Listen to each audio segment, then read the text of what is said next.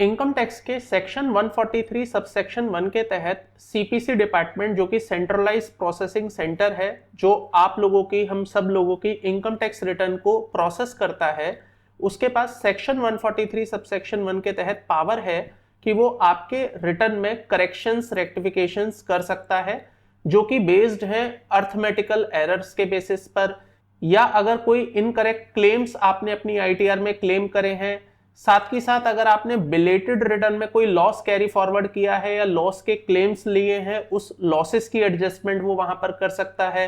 अगर आपके आईटीआर में और आपकी टैक्स ऑडिट रिपोर्ट में कोई मिसमैच है किसी इनकम या लॉसेस के रेस्पेक्ट में, उसकी एडजस्टमेंट वो वहां पर कर सकता है।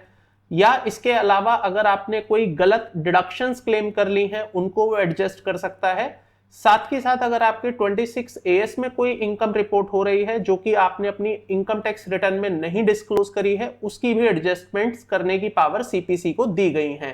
तो सीपीसी जनरली इन रिटर्न्स को प्रोसेस करता है और इस तरह की कोई भी अगर उसको अपरेंट रिकॉर्ड्स पर मिस्टेक्स मिलती हैं तो वो उनको प्रोसेस करके आपको एक अपॉर्चुनिटी देता है, जिसमें आपको 30 दिन का समय मिल जाता है उसको रेक्टिफाई करने का।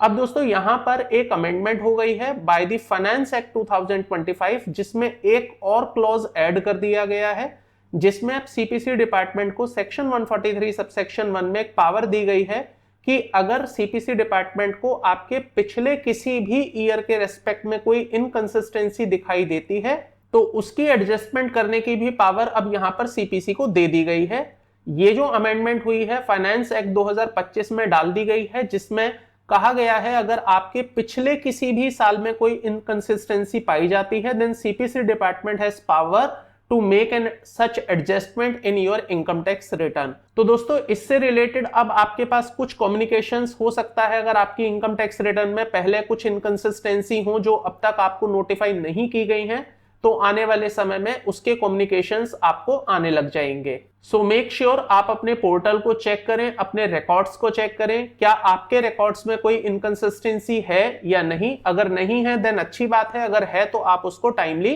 करेक्ट कर लें, रेक्टिफाई कर लें। दोस्तों इसी तरह के इंफॉर्मेटिव एंड नॉलेजेबल वीडियोस देखने के लिए चैनल को सब्सक्राइब कर लीजिएगा।